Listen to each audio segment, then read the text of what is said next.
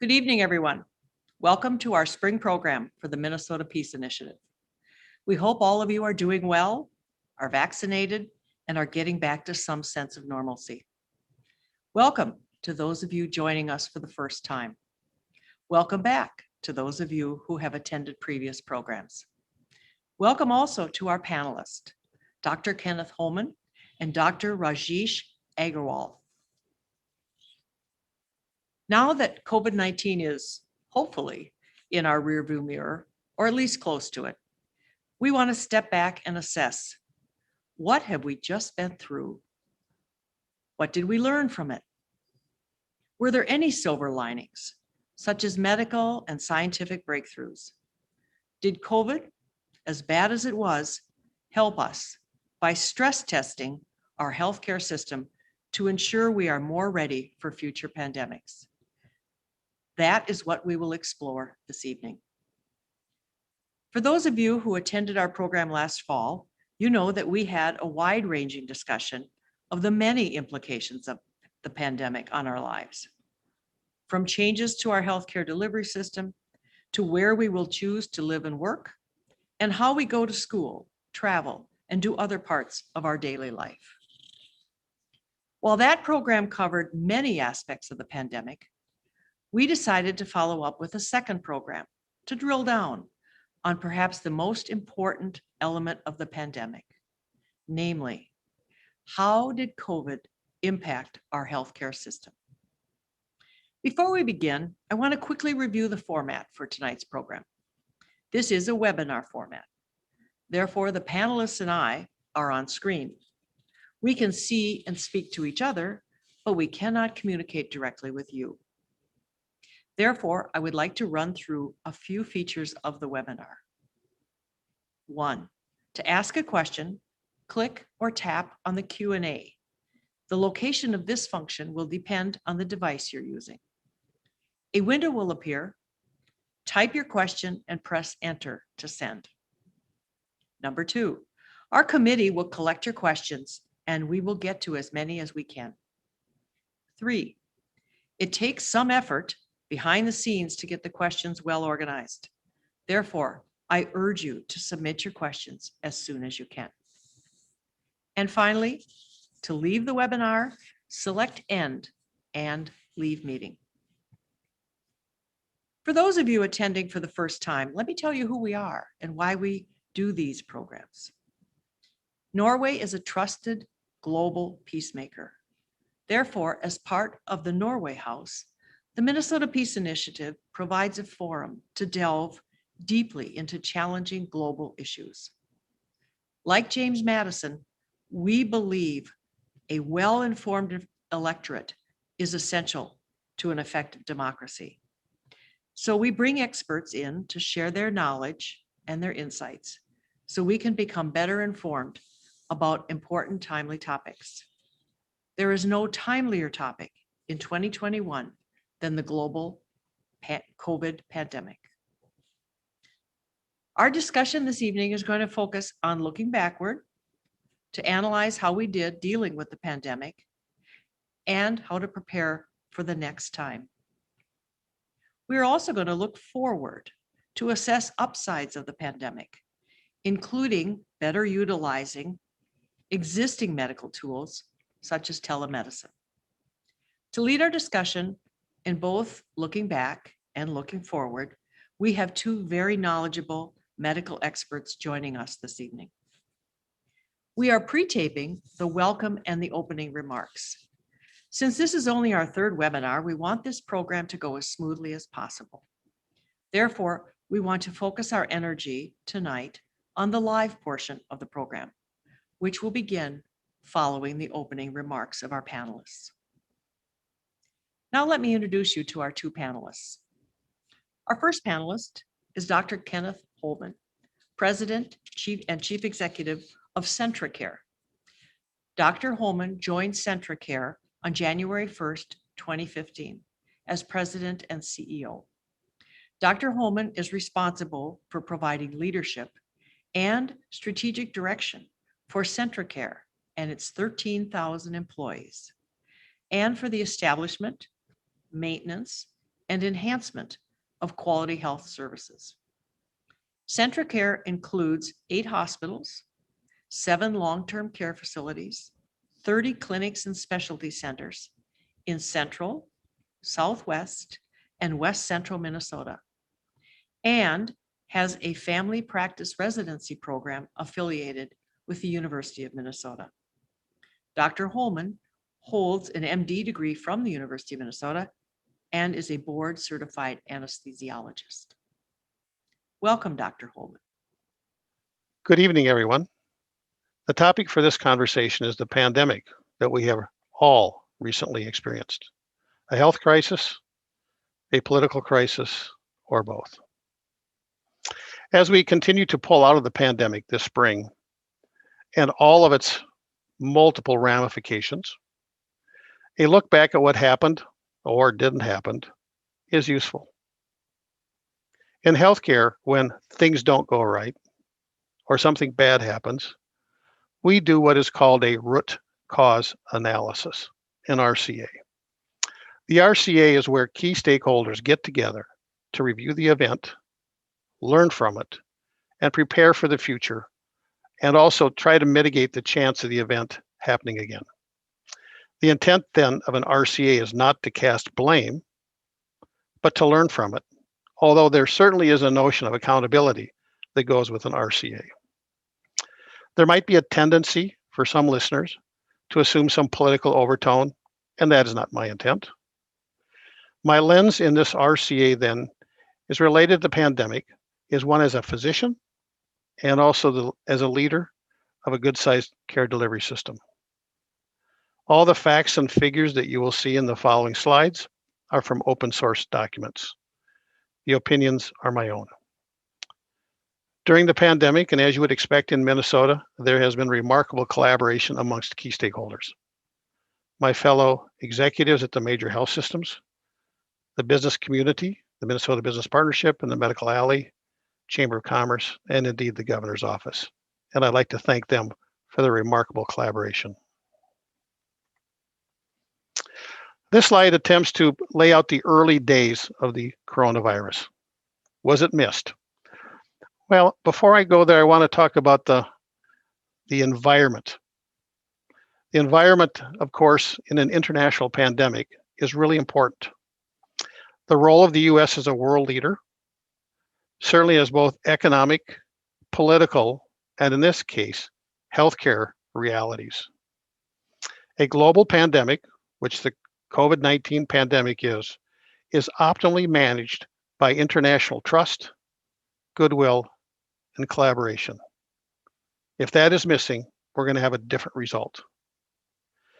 As you can note from this slide, there were early signs in late 2019 that we probably missed.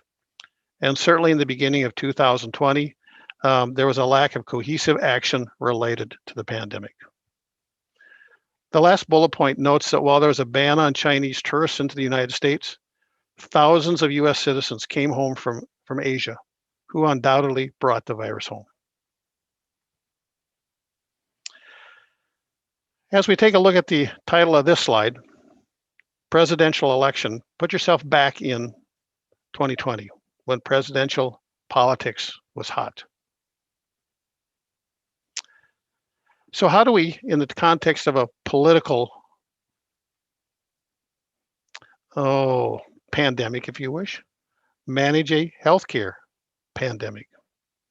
And what's important about this is that politics is an important decider when you make up budgets, priorities, and where we see the needs of the country. Indeed, this virus did not respect any boundary, whether it was a state or a national or even a political boundary. The issues previously mentioned, this notion of a political divide, challenges with budget prioritization, management of the supply chain, leadership or lack thereof. How do you coordinate a massive national emergency management response? These challenges were not only manifested in the US, but around the world, with the exception of some totalitarian countries. In other words, this challenged most every country on the planet. Now, the US has had a quite good response to regional emergencies that have a more of a containment around them. Pick a wildfire, a bridge being down, tornadoes, flooding. But in other words, this national and international pandemic exposed the worst of what our infrastructure and politics has to offer. It exposed the underbelly of our public health strategies, but also a recognition that the way that we live in our international community, whether it's supply chain to how a virus crosses geographic boundaries, were all on display. You will note that previous administrations had worried about this, whether it was through Ebola, SARS, and MERS, and some of the other viral epidemics. And so there was a playbook related to these emerging viral issues. As we go to the next slide, on the left, you'll notice the role of the federal government and the state and how we responded to that. As you know, America is always having a conversation about whether we want to have a centralized government or more of a states' rights effect. In an international and national pandemic like this, certainly a coordinated federal response is optimal, but that's not what we have. So as we look at future learnings is how do we recognize when a response that we are programmed to provide is not optimal. In other words, identity politics and how we spend our money and how we prioritize our response is really an important consideration in the function of a pandemic. As we looked at the virus and as it moved through our country, there was mixed messaging, certainly from our scientist experts. Did we have a history of viral management? Of course. Viruses are human part of our existence. However, our ability to understand a novel coronavirus was challenging. And I just mentioned a couple of things. How was it transmitted? What were the size of the droplets, aerosols, particle size, infectivity, morbidity, and mortality, long haul COVID, and pediatric transmission? All these were important scientific points for us to understand along the way. But along the way, significant political challenges. What was truth? What was fact? And what do we do? As we started to have hope for this year, vaccination was crucial. In point of fact, Operation Warp Speed was a remarkable collaboration funded by the federal government in which there was remarkable international collaboration in order to have a vaccine created. That's remarkable. However, after the vaccine was made and available, some politicization as well as miscommunication resulted in some missteps as the vaccine was rolled out. And indeed, that miscommunication, false facts, and other factors continue to plague us today. We need to get to herd immunity in America, and a vaccination policy and emphasis is crucial. As you can see with some of the bullet points on here, once again, we have the same challenges. States versus federal government, how do we manage the supply chain, etc. This is my last slide, and it's really probably the one for us to think about, and that is, what is a source of truth? What is a source of fact? And how do we, in our living together in a complex country like America, agree on some things that are really important in a pandemic? Where'd the pandemic come from? What's our individual personal accountability and shared accountability as leaders? The role of masking, vaccination. What is science? Certainly the pandemic has exposed the inequities of American healthcare based on race, religion, where you live, socioeconomic status. Really significant inequities in healthcare were exposed by the pandemic. The economic recovery seemed to be bimodal. Those that were doing well continued to do well. Other parts of our country, particular service areas, were really hit hard. And of course, the media and the 24-hour news cycle propagated whatever point of view you wanted to believe in. So I think the challenge for us as leaders is, how do we understand what happened and how do we work together to understand the future? As I close, I would say, in an observation, that in many ways, the things that makes America great, independence, individual autonomy, at times gets in the way of a cohesive national response to an international pandemic. Thank you. Thank you, Dr. Holmen. Our second panelist is Dr. Rajesh Aggarwal, Chief Growth and Strategy Officer, Panda Health. Dr. Aggarwal is a physician executive leader with a significant track record for transforming clinical care delivery in both academic and community health systems. He focuses on clinical, scientific, and technological expertise in the areas of healthcare innovations, relying on digital applications and healthcare platforms, medical devices and interventional robotics, and advanced analytics. In his roles at Imperial College London, University of Pennsylvania, McGill University, and Jefferson Health, Dr. Aggarwal has experience with leading venture, strategic, research, and commercial partnership deals for health systems with external parties. Most recently, Dr. Aggarwal joined Panda Health in a leadership role.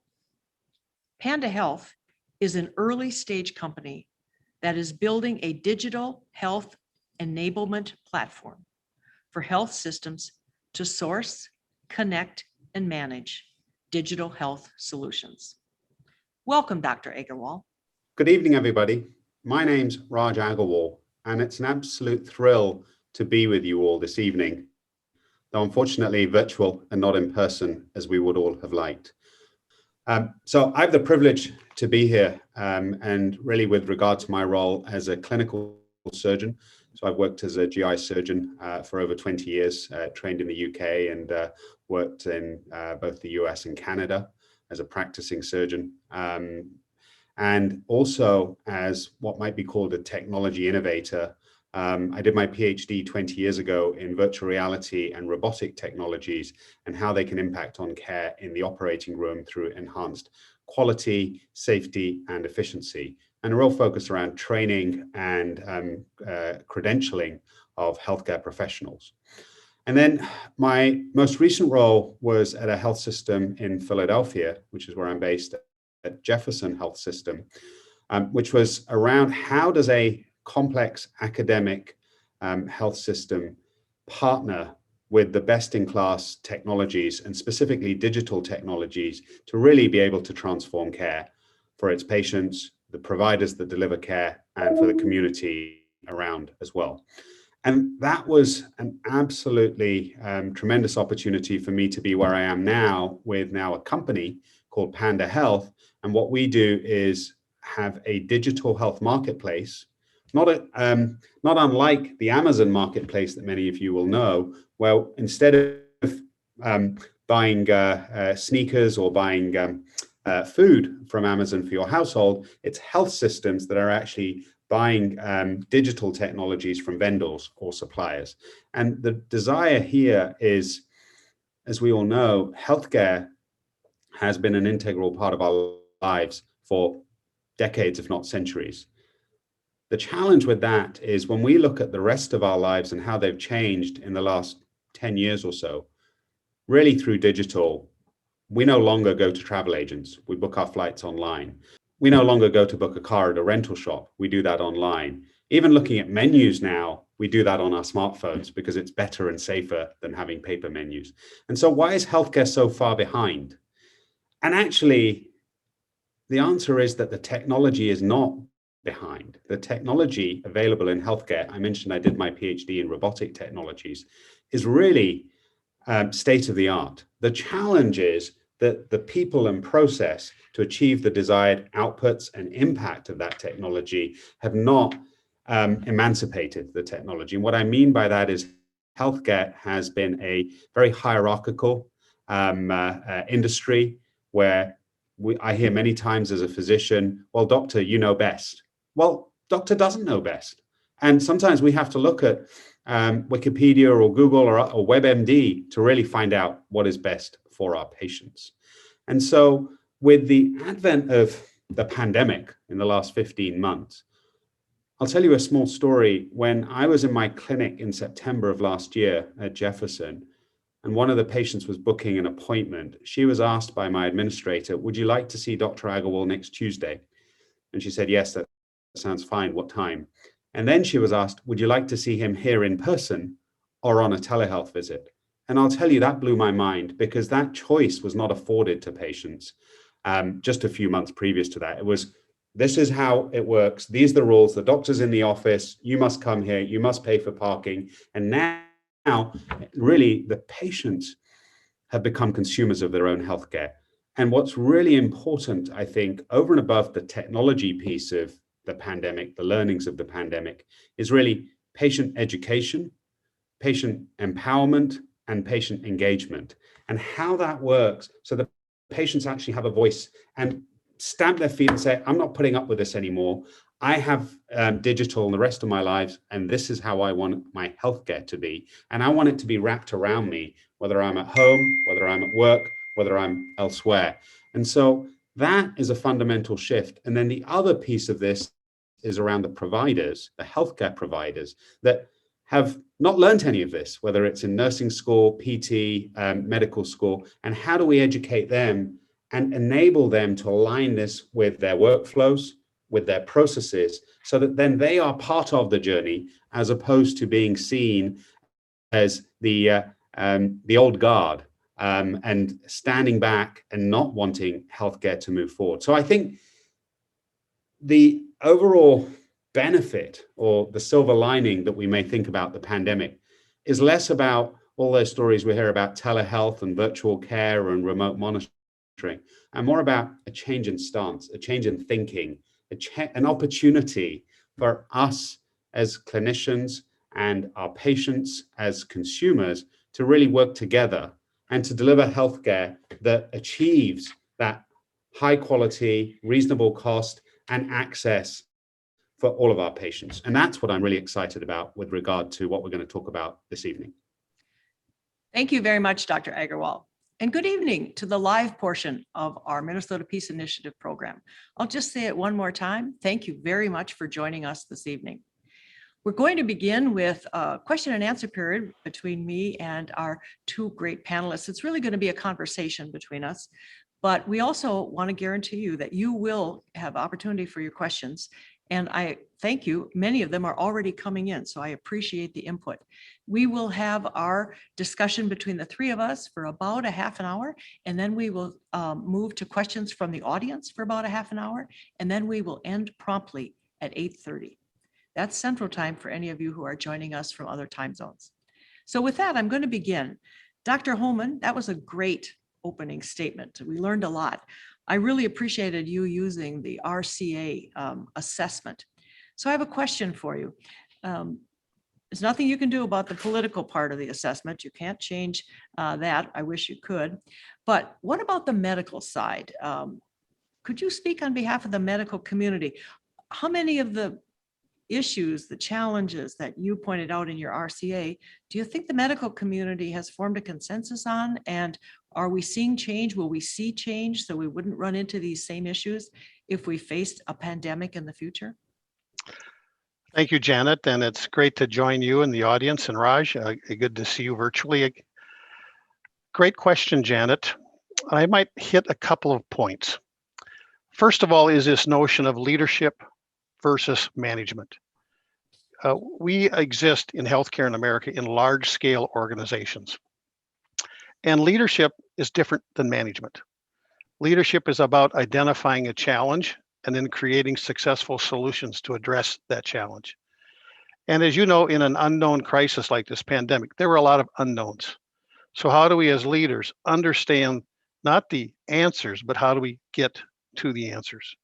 So I think this really highlighted this notion of leadership in healthcare and even other industry segments. So leadership was one. The second is what do we understand as being science in a changing platform? While this was a well-known messenger RNA virus, there were unique attributes to this coronavirus that I alluded to in my prepared comments.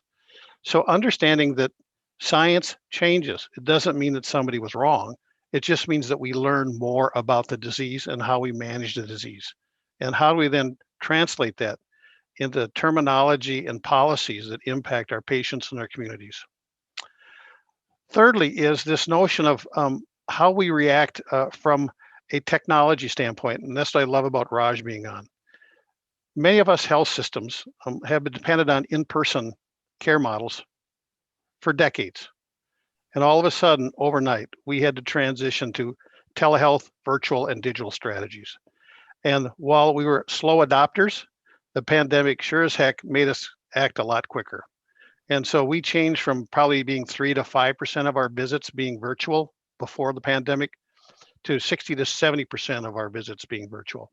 So this notion of speed and adaptability is an important lesson for us to bring forward. And I think the last thing that I would mention is that policies have consequences.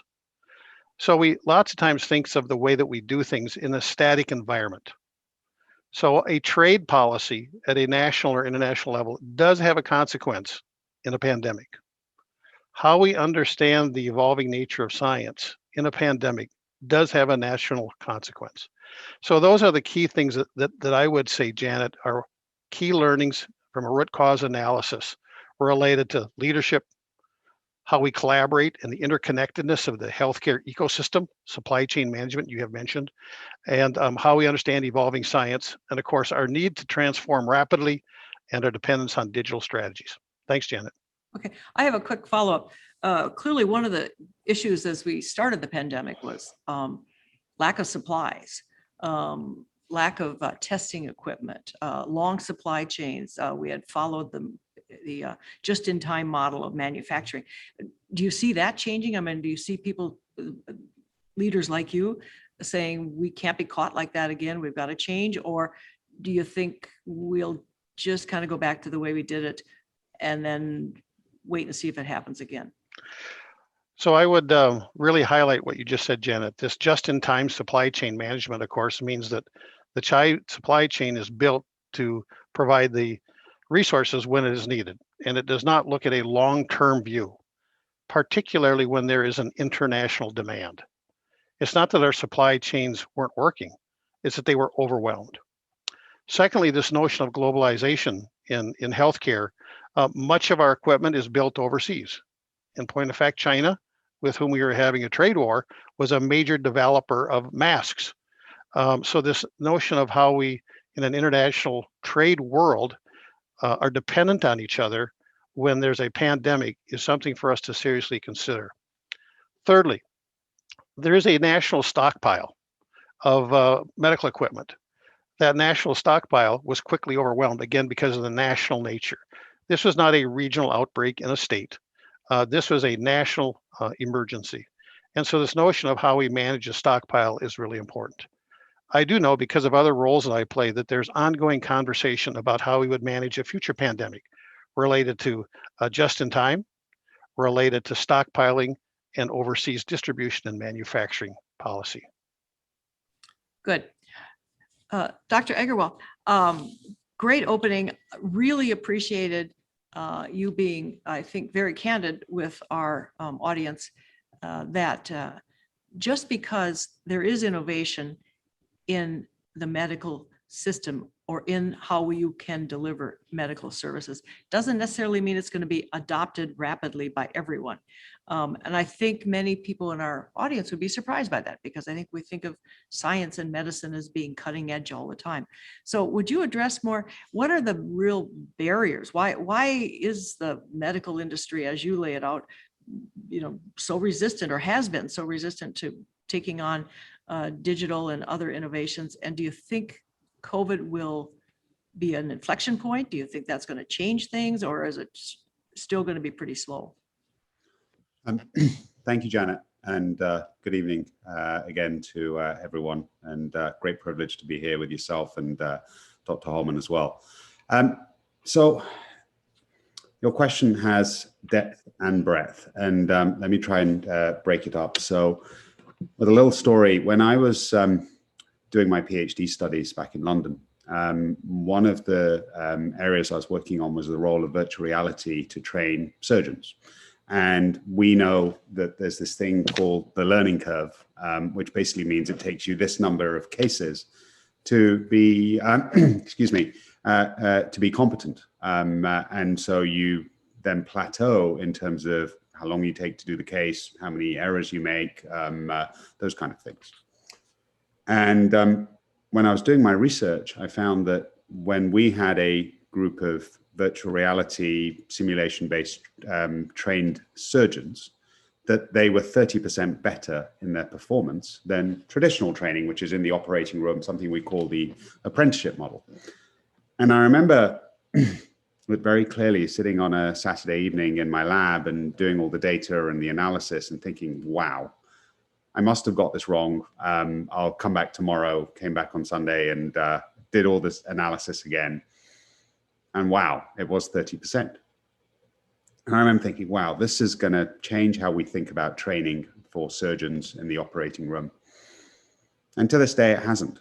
And 3 years later, I was so dismayed. And I remember going to my chair of surgery back in London, who was health minister at the time. I said, Ara, I don't understand.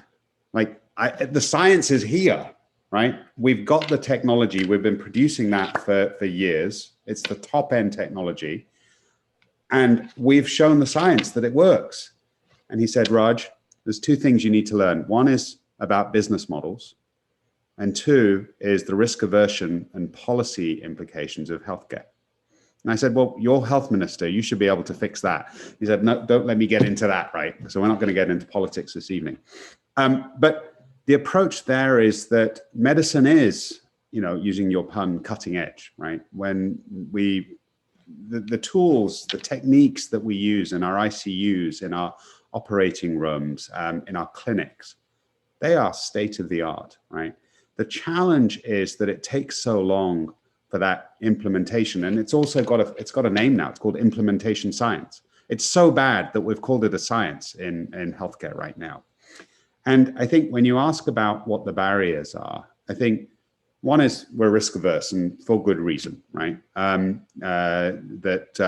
When you're working in another industry, we talk about shopping or travel and whatever, if there's an error, it probably doesn't have many implications.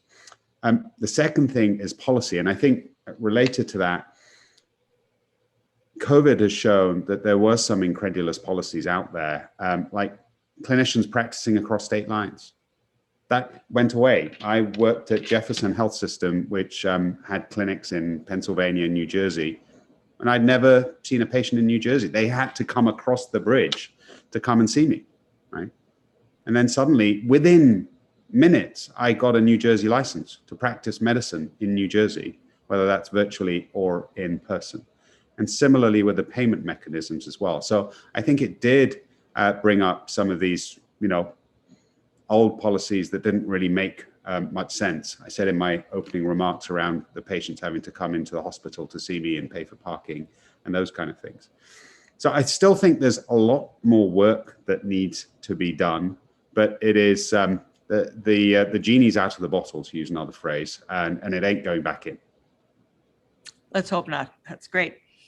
Dr. Holmen, you touched briefly in your RCA about disparity that unfortunately COVID, I think your quote was, laid bare our disparities between a number of different groups of patients.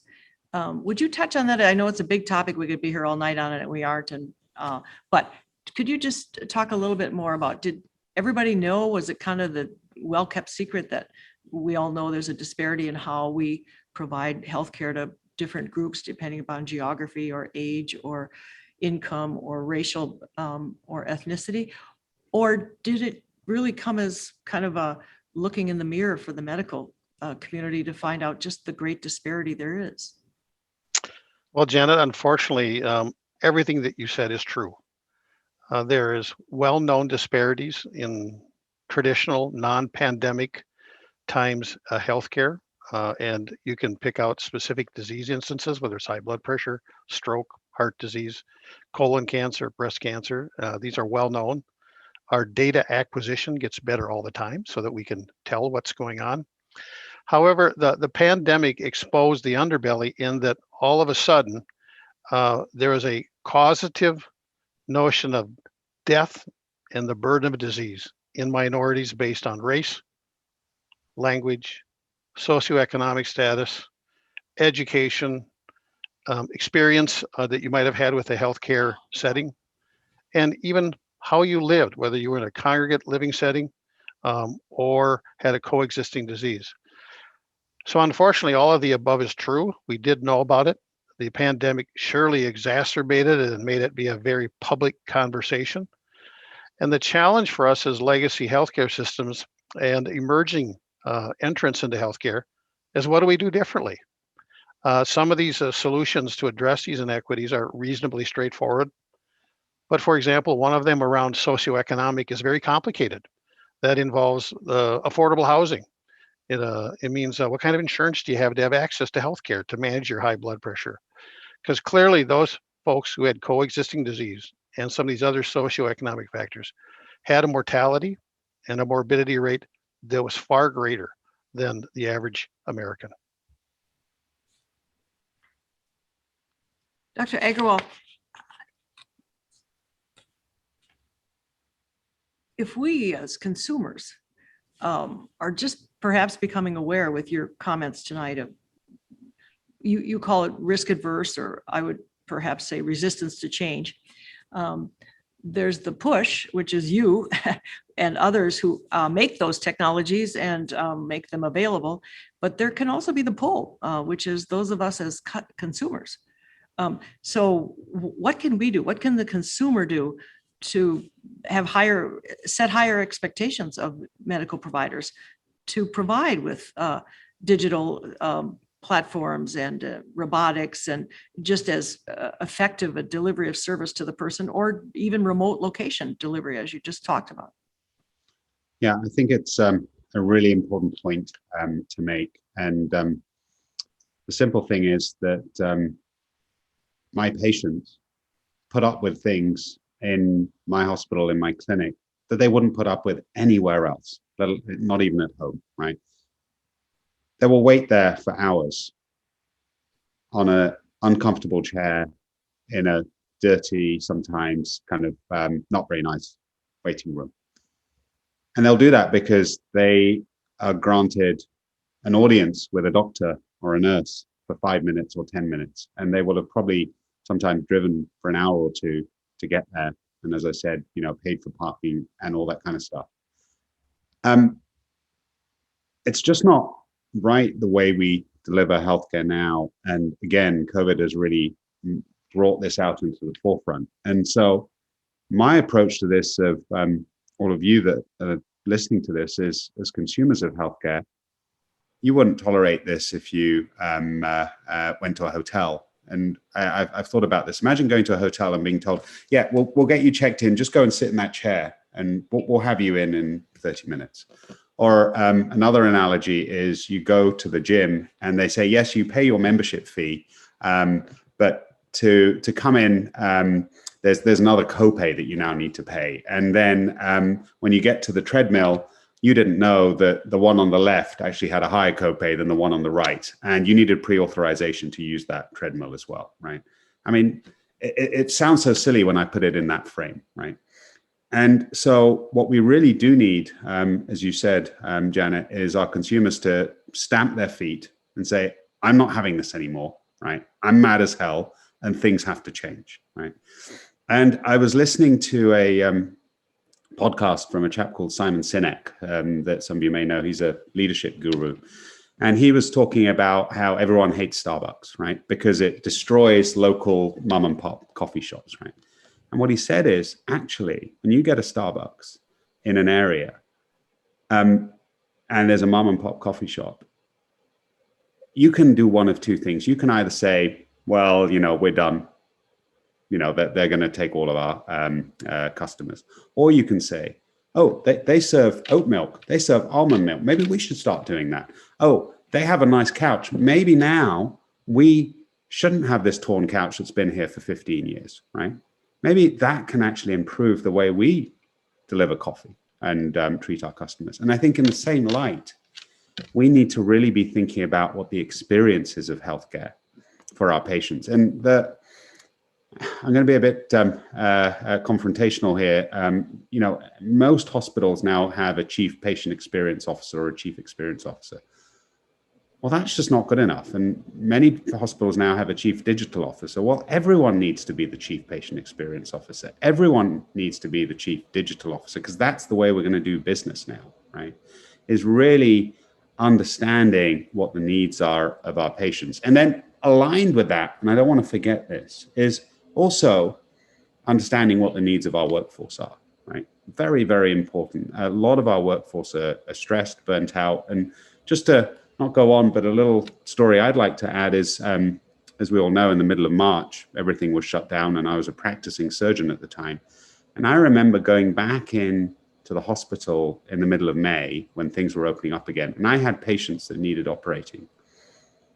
And I remember clearly that moment when I did my first surgery after COVID, and obviously we still had a number of patients, and putting the double mask on and the gloves and walking into the operating room and thinking in that moment, what am I doing? I've got a wife and young kids at home, and I could get COVID here in this operating room, and I could take that home. And then I just shook myself and said, no, Raj, that's what you're trained to do. That's your responsibility. Just like a police officer has a responsibility or a fireman has a responsibility. And the last 15 months have been hell for our healthcare workers. And so thinking through the experience for them and how can we enable them to deliver the care that they want to deliver without having the challenges of just not working in the delightful environment that they want to work in, because they're all good people too. Well, I'd like to follow up with both of you. We all, without getting into any kind of long-term discussion of how our United States medical system works, and the fact that we have generally a third party between the consumer and the provider, and called the insurance company. Have any of you, either in, you've both mentioned podcasts, have any of you seen anything from the big insurance companies, or the big providers, the intermediaries? Are they going to become agents for demanding, sort of more of that pull on behalf of their patients, so that it's both the patient and the insurer who's starting to say, we've got to have a more efficient delivery of healthcare services here, and we need more agility and change in terms of the medical providers? So Raj, maybe I'll step in first. Couple of things that are going on is that you see the blurring of the line between the payer function and the care delivery function to create greater integration and collaboration and synergy. And we certainly have some examples in Minnesota of that. I would use Health Partners as an example. But clearly there are many other organizations, Kaiser Permanente in California, where the line between the insurance function and the care delivery function is blurred to try to address many of the issues that Raj has counted on. One of the challenges we face is the business model in America is increasingly dominated by the government. The Medicare, Medicaid programs are massive in our country. Over 50% of the healthcare in America is funded by the government. And so a government policy related to how healthcare works is determined by CMS and other federal agencies. And so that is another conundrum as we wrestle it, because CMS counts on intermediaries to be their mechanism to deal with those folks that provide healthcare, legacy healthcare systems. Thirdly, this Raj alluded to it, and I'm glad that he did, this whole notion of consumerism. The more that consumers have a direct line to what they want will cause us to change faster. In the old days, as Raj used the example, when you wanted to buy a pair of shoes, you had to go to Macy's or Herberger's or wherever and drive there and park and try on a pair of shoes with a salesperson, and they might have it or they might not, and you paid and you walked out. Nowadays, you just Google and you can order shoes online from anywhere in the world in 37 seconds. And so that was based on this whole notion of consumerism in healthcare. In the past, I'd finish with this point, Janet, healthcare legacy systems viewed patients as the targeted audience. We need to learn that it is far more than that. Healthcare is an ongoing journey from cradle to grave, and this notion of how a consumer interfaces with our healthcare systems in America is extremely important. And I think Raj is alluding to that in a very profound way. Raj, what do you say? Yeah, Ken, let me add two comments to that. One is from the US perspective. Another one is from my home country in the UK, which obviously has a very different healthcare payment system. In the US, I think one area that I've seen really try to drive forward digital healthcare, technology in healthcare at the consumer level is the self-employed insurers, right? So there are large companies, whether it's a Walmart or a Costco or a Comcast, and these companies literally are at risk for all of their employees and their dependents. And there has been a huge sway of them understanding that if they enable their employees to manage their own healthcare, mostly in chronic diseases, diabetes, COPD, hypertension, that not only will those employees have better outcomes of care, they will cost less in terms of their healthcare plan for that employer, and they will take less sick days as well. And so it's a triple whammy if you're an employer of a large organization. And I think a lot of that, certainly when I look at digital health companies, a lot of them are focusing on that self-insured employer base. And I think that is helping us move the needle as well, even pre-COVID. So that's one comment I'll make. And then the second comment, it's interesting, Ken, you said that 50% of healthcare in the US is funded through the government. It's 92% in the UK. And I know we, even in the UK, have this kind of dreamy aspect of a single payer system. It is still very, very complex in terms of how to get innovation into that healthcare system. And I remember, I think Janet was one of our earlier conversations where I said the kind of, you know, for want of a better word, the fragmentation of healthcare systems in this country actually is much more appealing to innovation getting implemented, those early stages of innovation. So Ken can do something at CentraCare, which he doesn't have to rely on the rest of the state of Minnesota, let alone the rest of the country, to be aligned with that, right? Whereas it's much more difficult in the UK for a single health system to make a stand and say, this is how we're going to deliver the care of our diabetes patients. But the challenge then comes with when Ken says, yes, this works at CentraCare, and then he says to his colleagues at ThedaCare and at Gunderson and a few other health systems, hey, guys, why don't you try this? That kind of mass implementation becomes much more difficult. And that's where the NHS is very well set up, that once you've got that early seed of those technologies, then getting to scale is much, much simpler across 60 million people. So there is, I've been asked this question many times, as you can imagine, Janet, there is no perfect healthcare system, but maybe there are perfections of healthcare systems that we can take from across the globe and put them together.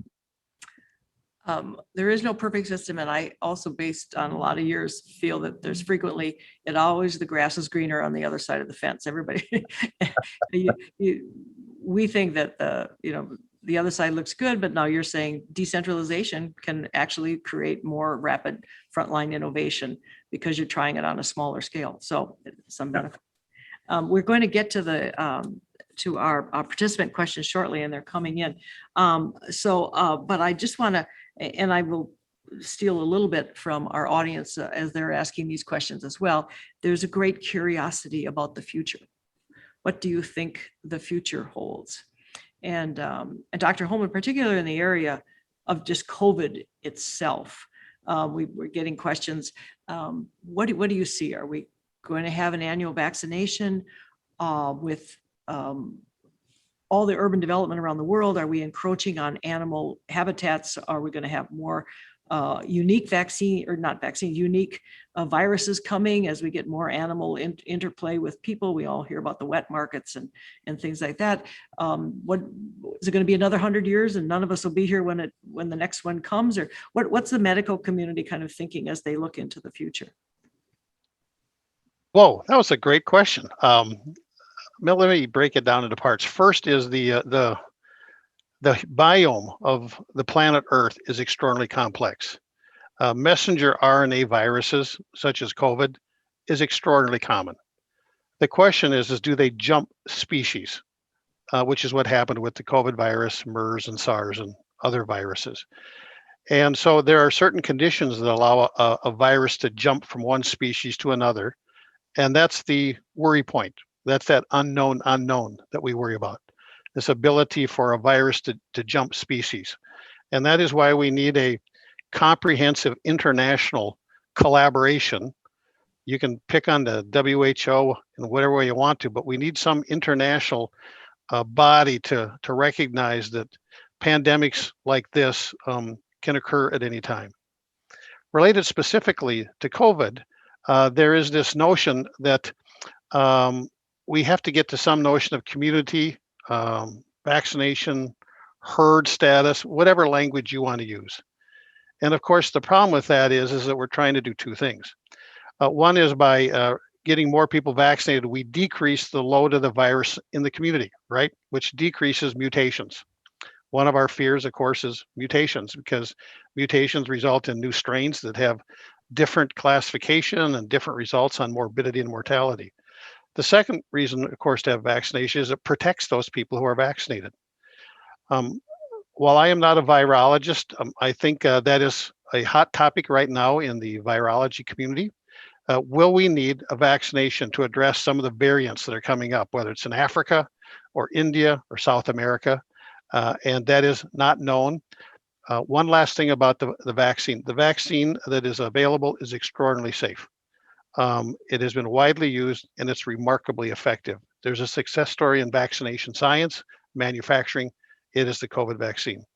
And so how do we as a society, healthcare companies, address the very many anti-vaccine conversations that we hear across America, whether it's they're scared of it, emergency use authorization, religious, allergy, somehow or another, we have to recruit more Americans to get vaccinated. The chance, I think, of being a booster vaccine probably at this point is relatively high, although again, this is based on early data and that may change. Okay. Dr. Aggarwal, I kind of have a somewhat the same question for you, but just a slightly variation on it, which is you're in the field of innovation, technology. So as you look out, clearly we may find more vaccines coming for different things. But in your field, in your area, where do you think the biggest innovations will come from? Will it be getting more critical mass use of the innovations that are here? Do you think it'll be artificial intelligence? Do you think it'll be putting different things into our bodies to better be able to assess the internal organs? What do you think the real innovations in delivery of medical and healthcare will be? Thank you, Janet. I'm actually not going to answer the question around what the technology is. I could tell you about, robotic surgery, and I could tell you about wirelessly connected homes and mass personalization and omics and all that kind of things. Really taking the words that Dr. Holmen just spoke, I think innovation is going to come from collaboration. And let me give you an example and then give you some onward thoughts from that.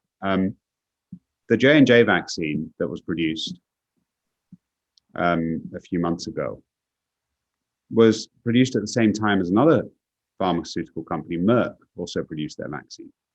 The Merck vaccine was not very successful. I think it had a rate of about 50%, mid-50s, compared to the high 80s or the low 90s for the other vaccines that are in use right now. These are two companies that have been around for over 100 years that have fiercely competed with each other. And actually, their head offices are both based not far away from where I am in New Jersey. The CEO of Merck said, "It is our responsibility to start producing the J&J vaccine. We have everything ready to go. Our vaccine didn't work, so let's do a deal with Alex Gorski and the CEO of J&J. Let's start producing it." That is amazing, that two arch rivals would then come together and say, let's work together for the sake of humanity. And so taking that thread, I think what we really need to do to innovate healthcare, transform healthcare, and really has been a thread from my career, is think outside of healthcare. And I joke, Ken's one of the few doctors that I hang out with nowadays, because I spend most of my time working with people who are in the technology space, in the science space, in the finance space, in the business space, because those are the kind of people that I want to surround myself with to really think about how do we transform healthcare. And I think we've had a great run at transforming healthcare from the inside in over the last 100 years with the development of antibiotics, transplants, in vitro fertilization, all of that kind of stuff. But really now, even just as we think about the rest of our lives, the transformation is coming from the digital space. And there are so many people I speak to now who have founded, led a company, whether it's a Travelocity or a Vimeo or a Tesla, and they're saying, I want to now put my expertise to use in the healthcare domain. Everyone has a healthcare story, right? And that, I think, is remarkable. And so I'll go back to it. It's about collaboration, right? Those kind of creative collaborations, those unintended consequences of putting really smart people together and then aligning them with the clinicians who want to change things. And then also engaging them with the patients who are, as I said earlier, stamping their feet and saying, no more this old-fashioned type of healthcare. And that's where innovation is going to come from. Janet, I would like to just throw in a comment because we've touched on this, Raj and I and you, but Raj's last point is extremely important. For the most part in America, legacy health systems have provided the bulk of healthcare in America. The COVID pandemic has awoken a sleeping giant in a certain way, and that is this notion of massive disruption in the way healthcare is delivered. 20 years ago, Amazon, as a purveyor of shoes, would have been, what are you talking about? When Amazon gets into healthcare, what happens? When Apple gets into healthcare, what happens? When some young 22-year-old, full of ambition and ideas, with a technology background, gets into healthcare, what happens? And I just love the way this conversation has gone, Janet. Thank you. So it's not only been about COVID, but the future of healthcare in some respects is really exciting and in some ways really terrifying. Thank you, Janet. Well, that's usually a pretty good knife's edge to be on. Because if you're not terrified, you won't change. So anyway, so it's good to have both. Well, it is 8 o'clock. And so we will now move to the questions from you, the audience. And again, I urge any of you who have questions to type them in and send them in, and we'll get to as many as we can. I think the first one probably is the closest to kind of a follow-up to just what we were discussing. So I think I'll start with that, even though it wasn't the first question in. And that goes back to, I think, your comment, Dr. Aggarwal, about you wouldn't go to a hotel and wait for half an hour before they said, well, wait a minute, now we'll see if we can do anything for you. Certainly struck a nerve with some members of our audience. And they point out they don't feel they have any of the buying power in medicine to do, in other words, they're totally dependent on getting in to see someone. And yet they know that they ought to be able to demand high quality, and they ought to be able to demand speed and everything else. So the real question is to both of you, again, what more how can we train people? How can we help people feel that they're not just take what you get, but rather have confidence that what you get is the right fit for you with the minimal amount of barriers to get it? It's a really interesting and quite a deep question, Janet. So thank you to the audience member for asking that question. I think the first thing I'll start with is whenever anyone is seeking any kind of healthcare, they're in a vulnerable position.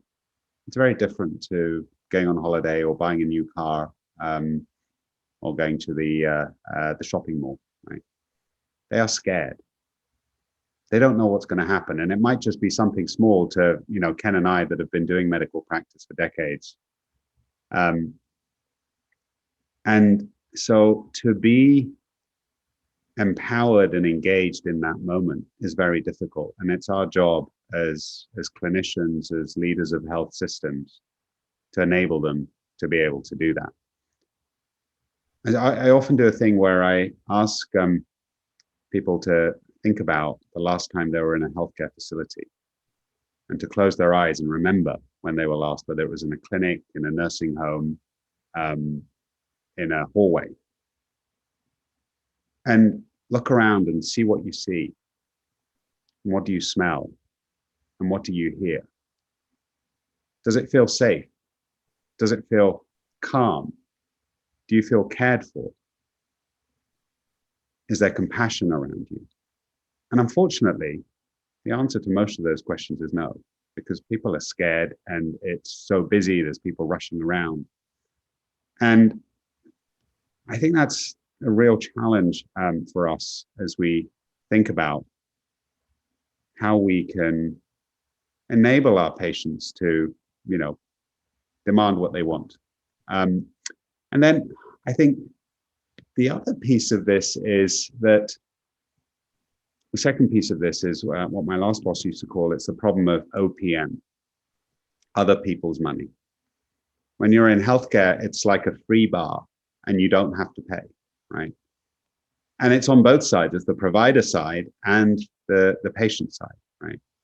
And that is really a challenge. I remember back in the UK, I mentioned my boss in the UK when he was health minister, and he came up with this kind of any patient that had cancer would then be able to be the master of their own destiny. And here's a fund and you spend it how you want, right? If you want to go and get a PET scan, you want to go and get, this type of treatment, that kind of thing. The problem with that is that these are such complex and emotional decisions. It's very difficult for an individual to make those decisions. And so I think I don't actually have a clear answer for you apart from, making it clear that these are people that are vulnerable, even in the slightest of times. When my 6-year-old gets sick and we have to take her to the emergency room, I'm vulnerable, right?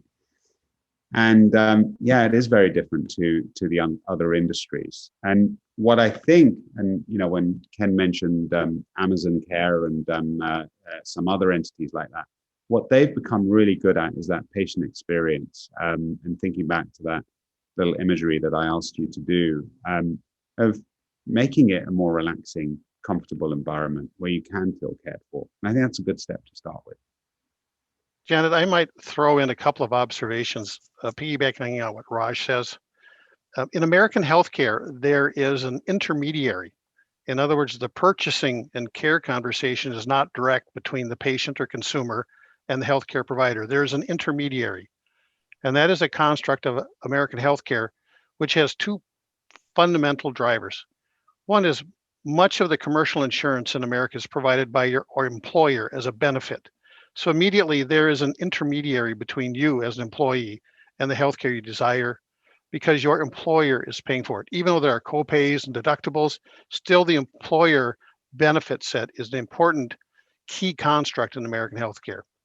The second started after World War II with the Medicare and Medicaid, some before World War II. And so we have two constructs that are placed between the patient, the consumer, and the deliverer of care. And the second thing I would mention is that the purchasing decision in a normal commercial transaction, whether it's a car or a house or a book or a pair of shoes, has a knownness related to price, quality, etc. Whereas in healthcare, you could show up with a stomach ache one day and have your aortic aneurysm replaced the next. And the price tag could be anything from a $20 copay to $1 million for a heart transplant. And so the knowability of how healthcare works is challenging. That said, I think we're in for a transformative revolution in healthcare related to the role of you, our listener, and the consumer. Well, I know my job here is just to ask questions, but I do want to make a comment because I thought your comment about Apple, Google, Amazon, whenever they look at an industry, they look at what's the unmet need, what isn't working here, and what can we do to make it work. And so I had not ever heard that before, that COVID, that may be one of the byproducts of the whole pandemic, is that it laid bare that the medical system was not working as well as it needed to be. So anyway, I just have not heard that slant before.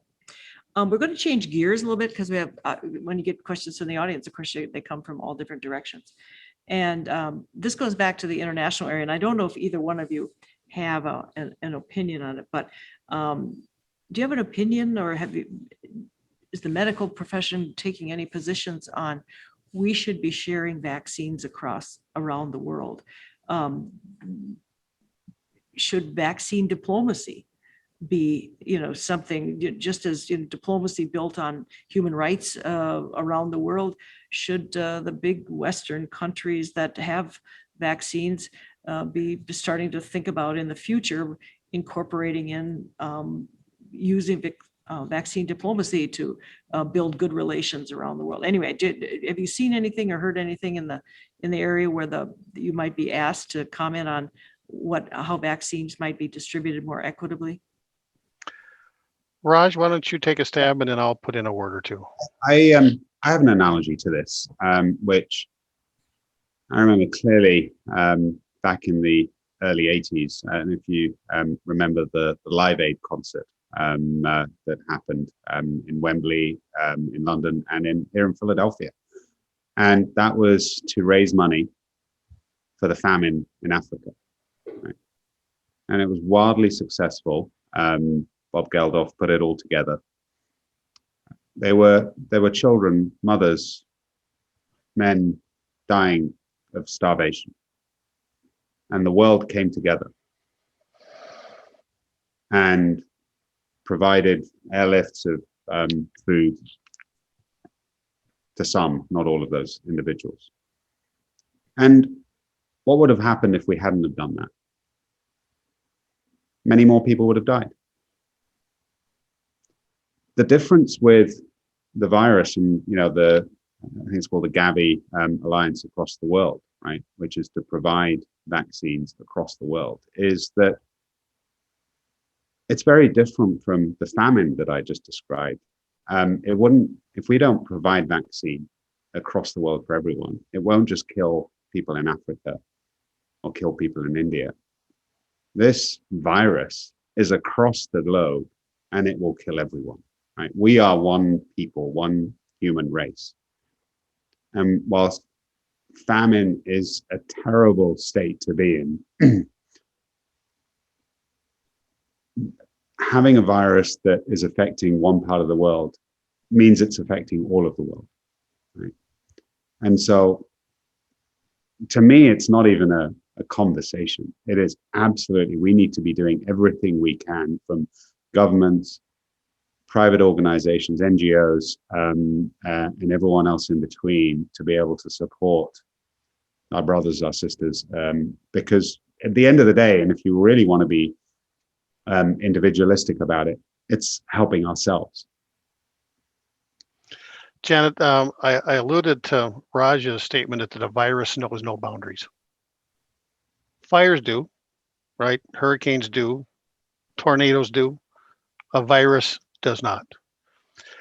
I think the challenge is that the construct of contemporary society is rooted in several pillars. One of them is, at a capitalistic level, competition.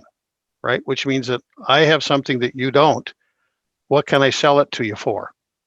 So this notion of social investment by capitalistic principles is an important ongoing conversation in America and the world. So that's related to business behavior. The second relates to how we as nations, we sometimes get into nationalist conversations versus global politics. And again, this is a political conversation, but how we view our role in the world as Americans is an important political conversation that does have both healthcare ramifications in so many different ways. And the third is there's been a couple of good books written recently on this notion of tribalism. The human species is by definition tribal. We are most comfortable with people like us. And so if you look at healthcare inequities, competition, globalism, this notion of how we understand tribalism and being accountable for our brothers and sisters is one that is still an ongoing conversation, and we certainly need more of it. Because I agree with Raj, there should be no nationalistic fervor, competitive fervor on this vaccination challenge. Well, the clock is ticking down, so I'm going to move on to an interesting observation from one of our audience members, which is this audience member says, in her experience, the pandemic of 1918 was played down significantly, wasn't taught in the history books. She said she learned more about it in the last year as COVID became more part of the current life. So again, you don't have crystal balls, but do you have a sense of, do you think this will be different? We won't take that, or if we don't talk about it, maybe it wasn't there. Or do you think that 6 months or a year from now, this will be in the rearview mirror and we won't treat it as an inflection point in our medical history where we could learn a lot and do a lot and perhaps even help people in the future? Let me kick this off with a little funny interlude. It was just last weekend. My 9-year-old, I sneezed, and my wife said, "Bless you," and he said, "Why do you say bless you? Like, what's the reason for that?" And my wife said, "Well, in the plague back in the 1600s in the UK, if you sneezed, it meant you were going to die, and so God bless you." Right? It's really interesting. He asked that. Right? I was speaking to a professor of epidemiology and biostatistics, who's now an emeritus professor from Harvard a few months ago. And actually, we were speaking about the pandemic of 1918, and it was very much centered around Philadelphia as well, where 1.2 million people died. And what he said to me is that the virus in 1918 actually took a lot more younger lives, right? 20-year-olds, 30-year-olds, teenagers. Whereas the virus, the COVID virus, has very much taken older lives, right? And whilst this might be an uncomfortable discussion, what he said to me is, rather than thinking about the number of people that died, how many life years were lost, right? And it was much greater in 1918 of useful years lost, right? These people are going to work for another 40 years versus people who are in their 60s, 70s, or even their 80s and 90s. Right? So he said, from a societal perspective, even if 1.2 million people did succumb to this in this country, that it would not be as drastic. And the other thing that he said, which is really interesting, is from an economic perspective, there is also ill health. So with all I'm not saying we shouldn't have done shutdowns, it was absolutely the right thing to do. Right? But that shutdown led to people losing jobs, led to higher rates of suicide, led to higher rates of depression, right? And that is also ill health, right? And that is something that is not often talked about. And the third thing I'll say is there have not just been the pandemic of 1918 and then the pandemic of 2020 and 2021. I mean, Ken mentioned it earlier. There was the SARS virus in Canada. There was the Hong Kong virus. There's the avian flu virus. This is something that happens every few years because of this concept of antigenic drift and shift. which is the antigens that flip from one species to another, whether it's avian, whether it's swine flu, whether it's other types. And so this is not something new. It was just something, the shift in the antigens, we did not have any herd immunity previously. So this is going to happen again, right? And this antigenic drift of the antigens of the flu virus is continuing to happen. So we're likely to need, just like we need a flu shot every year, we're likely to need booster shots for the COVID virus as well. So the question is not, is it going to happen again? The question is, when is it going to happen, and how, through some of the things we've already talked about, can we mitigate the impact through, technology and supplies and so forth. The only other point I would make, Janet, is that the news cycle of the contemporary society makes us be 24-hour news. Whereas in 1918, consider the environment in 1918, very different. I did happen to talk to a physician friend of mine who's a physician leader in the VA system, who had found his grandfather's diary from 1918. And he read parts of it to me. And it was eerily similar. They did not go to school for a year. They would pick up their textbooks and go home and do their work. When they went shopping, they would bring a shopping list and leave it in a mailbox by the door of the grocery store and come back later and pick it up in a box. They didn't go to church for a year. And so the response to manage a pandemic in 1918, granted they didn't have our contemporary healthcare sciences, was eerily similar from a sociology and impact to the country. Well, I think we have time for one last question from the audience. And it's interesting. This person asks, since we know, at least generally, because of the healthcare disparity, segments of our population that are the most at risk, whenever a pandemic comes, the poor, those that live in close contact, multifamily, housing units. One pandemic may be more the younger people or the older, but again, it generally falls on the disparity of income and geography and lifestyle. Are there things that we can do before the next one comes to work with those groups? Can we do things with those particular segments of our population to try to get them healthier, to get better housing? I mean, what are some of the things that we could do so that these groups wouldn't be so vulnerable to the next one that comes? We would generally lump those all together in what we call social determinants of health. It's kind of the healthcare lingo of how we address this in a broad space. And one of the challenges that we face in addressing them is that, as you know, we are a capitalistic country. And so the work that we do has a business model associated with it. So in many of these efforts, for example, housing, that is not a space that legacy healthcare systems exist in. Educational equivalency, language, religion are spaces that legacy healthcare systems are not used to, comfortable for, or necessarily even part of our business model. So I would suggest three things. Number one, healthcare systems must do better to help address these social determinants of health, and indeed leading health system across America are. Number two, our business community must step up to the plate with this notion of social leadership to help our businesses be more active related to those key factors that you mentioned, Janet.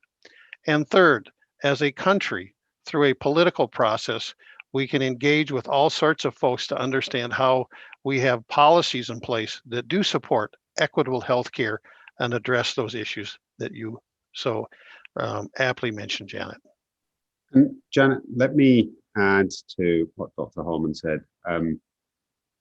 It's less about healthcare, but more about society. And when we all, in March of last year, decided within hours that, certainly I remember deciding my team was going to work from home, and I said, get everything ready,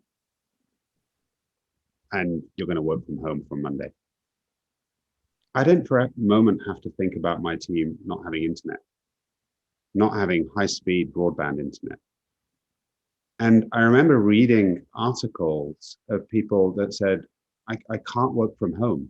Mhm. I don't have space at home because there are 8 other people living in a 2-bedroom house. I don't have internet at home. And you think, in America? Really?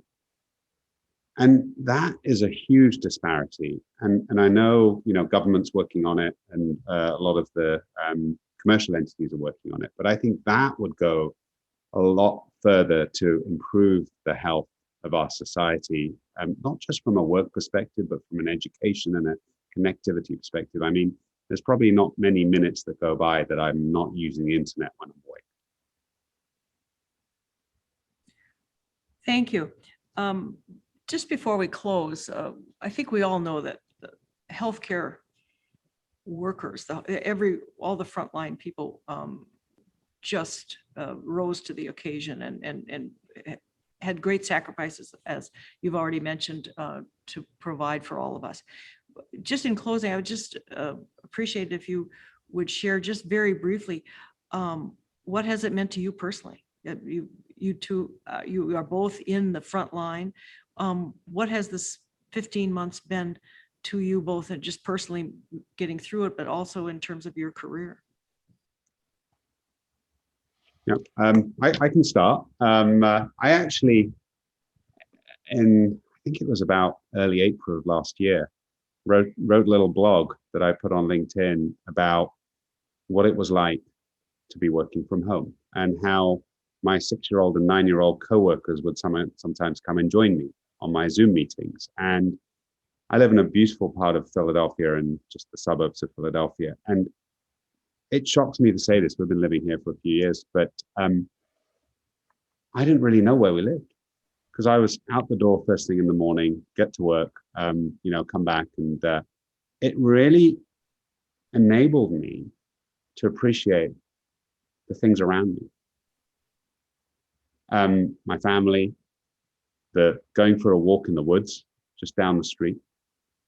And also, I will say, strangely enough, even though we were virtual, I had a team of 15 people when I was at Jefferson, leading the innovation team. It brought us closer together. We used to have morning check-ins every day for 15 minutes where there was no agenda. And people, I would just say, "How are you?" And rather than that being a passing comment, "Oh, fine," it was a real question. And it deserved a real answer. And I think that, over and above all of the challenges we've had, was really important for me personally. On a professional level, we've really talked a lot about it through this evening, on how do we get together to collaborate across all facets of society to transform healthcare. And it's not fit for purpose to continue in the way it has done. And technology, digital, consumer experience, all those kind of words are so critically important, and are now getting kind of in the mainstream, which I'm thrilled about. And Janet, I would respond in a similar fashion. For those of us that are fortunate enough to be in healthcare, we are here with a sense of purpose. And that sense of purpose to our patients and our colleagues and to our communities is very deep and profound. For me personally, what I found most challenging was riding an elevator of extreme depth and breadth. How do we go from managing a loss of several $100 million to not laying people off, to understanding that our physicians and nurses in the ICU were exposing themselves to a virus that causes death? How do we understand that the impact, and healthcare is a major economic driver in all of our communities? How do we understand the consequent effect of the COVID virus to our broader community, whether it's a restaurant, manufacturing company, United Way, our churches? And so I found myself riding this incredible elevator up and down from a breadth and depth standpoint that was just remarkable. The second thing that I found was that it felt like I was slogging in in a marsh, pulling every foot up one at a time because it felt so heavy. Fortunately, with the spring coming and vaccination, there's a sense of optimism and hope. But managing our personal energy and emotion and being a leadership example for our teams is extremely important. And lastly, a profound sense of gratitude for everyone that helped make a difference in getting us through the last year. Thanks, Janet. Thank you. And thank you, all of you, for joining us this evening. In closing, I would like to thank all of those who helped make tonight a success. First and foremost, we want to thank both of our speakers. It's a webinar, so you can't hear the loud applause that I'm sure is going on out there. But I do know that everyone in our audience sends you their appreciation for tonight's thoughtful discussion. As a token of our appreciation, we have a special gift for you. To recognize the peacemaking role of Norway, as well as Minnesota's Native American heritage, we have for you a Native American sacred pipe made with Minnesota native pipestone. And it will be delivered to you, and it looks like this. And so you can see what a beautiful handmade Marvelous. Thank you. gift it is. So we hope that you will not only cherish it, but it will always make you think of our evening together. Thank you. I want to thank the board of the Norway House and the executive team, including Christina Carlton, Robin Cole, and Drew Howe. They did a great job in supporting this webinar. Larry Bakken is the chairman of our Minnesota Peace Initiative Committee. We thank him for his leadership. I want to personally thank all the members of our committee for all the work they do and to support this program. And I will tell you, we have a really great committee. We have a lot of fun together. Any of you who are in our audience, we encourage you, if you have an interest, to join our committee and help us plan future programs. I encourage you to visit the Norway House website. This webinar will be available with the slides, and you can also learn more about the Norway House and all of its programs and upcoming events. I urge you to contribute to our capital campaign. We will be building a new Norway House. We will break ground this fall, and we are all very pleased to say that we have nearly met our $18 million goal. So you can make your contributions and put us over the top. Also, I want to invite you to join all of us in the Norway House family for our Midsummer Gala, which is our annual event, and it is on June 22nd at 7 p.m. and it will be a virtual event. Celebrating the summer solstice is a very important tradition in Norwegian culture, and we invite everyone to join us. And again, information on the event is available on the Norway House website. Our next program will be this fall. We very much look forward to getting together in person at that time. If for whatever reason we're not able to at that time, then we will do another webinar.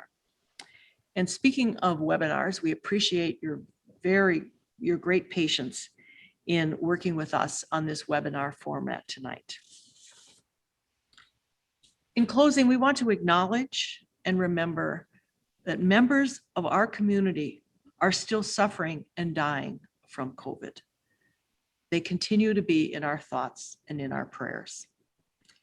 Thank you all very much. I hope you're all vaccinated. Take care. And again, to exit the program, just tap on Leave the Meeting at the top of your screen. Good night.